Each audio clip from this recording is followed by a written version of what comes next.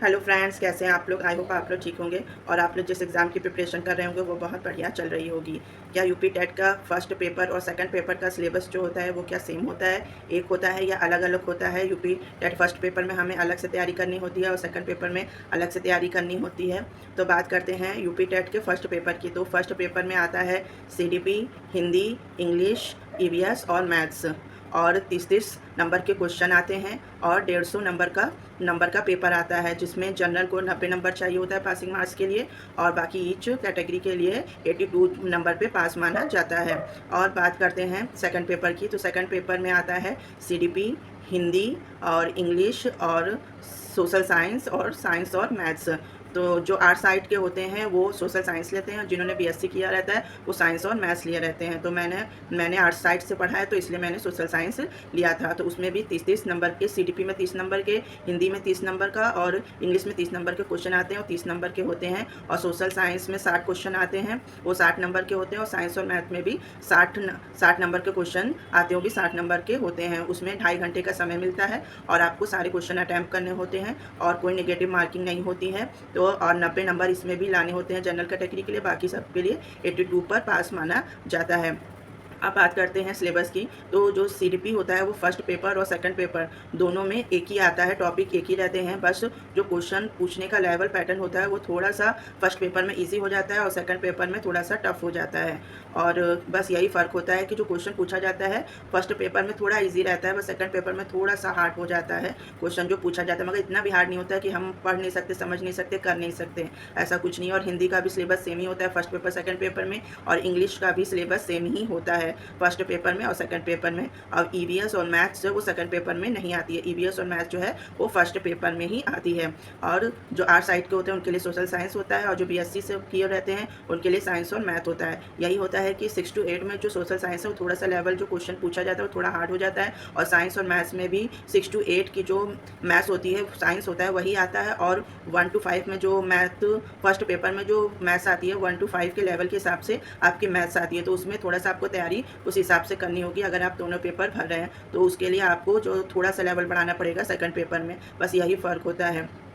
अब प्रिपरेशन मैंने किस तरह करी थी और मैंने कैसे एक फर्स्ट अटैम्प्ट में ही अपना दोनों पेपर भरा था, अपना दोनों पेपर मैंने क्लियर किया था और मेरा 100+ दोनों पेपर में मार्क्स है, बढ़िया ही मार्क्स है मेरे। तो मैंने किस तरह तैयारी करी थी। तो देखिए, सीडीपी के लिए आपको जो है वो आपने डीएलएड बीएड में ज़रूर सीडीपी पढ़ा होगा, तो आपको उसी से तैयारी करनी होगी, वही सब टॉपिक पूछे जाएंगे। और अगर आपके पास वो सब ना हो तो आप पूरा सिलेबस है उसको एक बार लिख लीजिए और उसके एक एक टॉपिक को यूट्यूब पर सर्च करके और उसका पूरा का पूरा नोट्स बना लीजिए, या फिर कोई आप बुक ले लीजिए, उससे आप आराम से अपना एक एक पॉइंट को पूरा नोट करके आप पूरा नोट्स बना लीजिए। इससे आपका ये फ़ायदा ये होगा कि आपके नोट्स भी तैयार हो जाएंगे, और ये नोट्स अभी यूपी टेट में तो फ़ायदा देंगे ही, और बाद में जब आप सुपर टेट की वैकेंसी आएगी तो उसमें भी आपको हेल्प मिल जाएगी, और लास्ट टाइम में जब पेपर में रिवीजन करने में भी आसानी होगी। तो नोट्स ज़रूर से ज़रूर बनाइए, नोट्स का सीडीपी के नोट्स बना लीजिए। तो इस तरह से सीडीपी के एक एक टॉपिक का बढ़िया बढ़िया से नोट्स बना लीजिए और एक एक पॉइंट का नोट्स बनाइएगा, कोई पॉइंट छोड़िएगा नहीं कि यूपी टेट में कहीं से कुछ भी पूछा जा सकता है। तो इसलिए आप एक एक पॉइंट को नज़रअंदाज ना करिएगा, एक एक पॉइंट को पढ़िएगा बढ़िया से।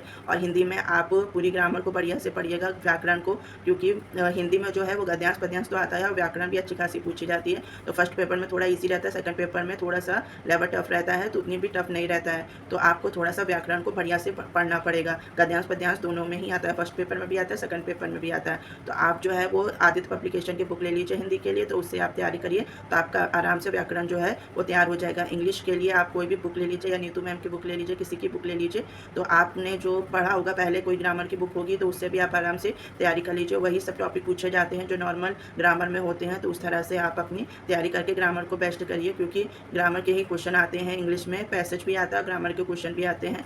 तो जब हम यहाँ पे प्रैक्टिस करते हैं तब हमें आसान लगता है, लेकिन जब हम एग्ज़ाम हॉल में जाते हैं और पेपर देते हैं तो हमें बहुत ज़्यादा कन्फ्यूज़न होती है कि मतलब ये आंसर हो सकता है कि वो आंसर होती है, बहुत कन्फ्यूज़न होती है। तो इस कन्फ्यूज़न को आप कैसे दूर कर सकते हैं, तो इसके लिए आपको खूब प्रैक्टिस करनी होगी। जितने ज़्यादा आप प्रैक्टिस करेंगे उतना ज़्यादा आपका टाइम मैनेज भी हो जाएगा आराम से, क्योंकि हमें 2.5 घंटे का पेपर मिलता है और एग्ज़ाम हॉल में प्रेशर भी रहता है। तो अगर हम अभी से प्रैक्टिस करेंगे, अपना टाइम मैनेज करेंगे, तब हम जाके 150 क्वेश्चन को 2.5 घंटे में कंप्लीट कर पाएंगे। नहीं तो टाइम बहुत तेज़ी से भागता है, प्रेशर भी रहता है। तो आपको अब टाइम मैनेज भी हो जाएगा और प्रीवियस ईयर क्वेश्चन को को ज़रूर से लगाइएगा, क्योंकि प्रीवियस क्वेश्चन जो फर्स्ट अटैम्प्ट है, जो पहली बार दे रहे हैं, उनको ये पता चल जाएगा कि वो किस तरह के क्वेश्चन जो है यूपी टेट में पूछे जाते हैं, तो उससे आपको एक अंदाज़ा हो जाएगा। तो जब आप प्रैक्टिस करेंगे, प्रीवियस टेस्ट लगाएंगे, तब आपको अपनी गलतियों का पता चल पाएगा कि ये टॉपिक हमने नहीं पढ़ा, यहाँ से क्वेश्चन पूछा गया, तो आप फिर से वो क्वेश्चन पढ़ सकते हैं, उसके नोट्स बना सकते हैं।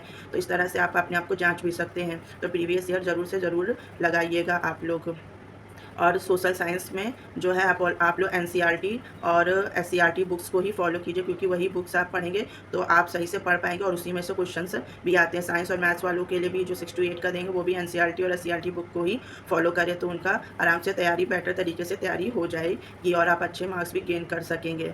तो इस तरह से बस सीडीपी का और हिंदी का और इंग्लिश का ही syllabus first paper second paper में सेम रहता है, और ईवीएस जो है वो थोड़ी सी ब्रॉड हो जाती है, उसमें थोड़ा सा साइंस और मैथ्स भी पूछ लिया साइंस के क्वेश्चन पूछ लिए जाते हैं, और थोड़ा सोशल साइंस के भी क्वेश्चन चले आते हैं, उसमें ईवीएस के भी क्वेश्चन मिक्स पूरा ईवीएस पूछ लिया जाता है। तो इस तरह से आप ईवीएस तैयार करिए, और मैथ्स को भी अगर आप फर्स्ट पेपर दे रहे हो तो 1 to 5 के हिसाब से मैथ्स तैयार करिए क्लास के हिसाब से, और अगर 6 to 8 दे रहे हो तो 6 to 8 के क्लास के हिसाब से आप साइंस और मैथ्स को तैयार करिए। तो इस तरह से अगर आप अपनी प्लानिंग करके तैयारी करेंगे तो आपका फर्स्ट अटैम्प्ट में भी 100 से प्लस मार्क्स में आप पास भी हो जाएंगे और बढ़िया नंबर भी आ जाएंगे आपके, और पहली बार में यूपी टेट भी क्लियर हो जाएगा। 90 नंबर लाने हैं, तो आप कोशिश करिएगा कि आप 90 नंबर की तैयारी ना करें, आप 90 नंबर से ज़्यादा की तैयारी करें, क्योंकि अगर आप 120-30 नंबर की तैयारी करेंगे तब जाके आप 90 नंबर तक पहुंच जाएंगे। अगर आप कोशिश यही करिएगा कि आप 90 नंबर से ज़्यादा ही लाएं। वैसे यूपी टेट जो है वो यूपी में ही अलाउ है, और कहीं अलाउ नहीं है, हर जगह तो सीटेट की मान्य होता है या तो फिर वहाँ का स्टेट का टेट मान्य होता है। तो आप यूपी टेट में कोशिश करिएगा कि आप लोग बढ़िया नंबर 90 से ज़्यादा ही लेके आए।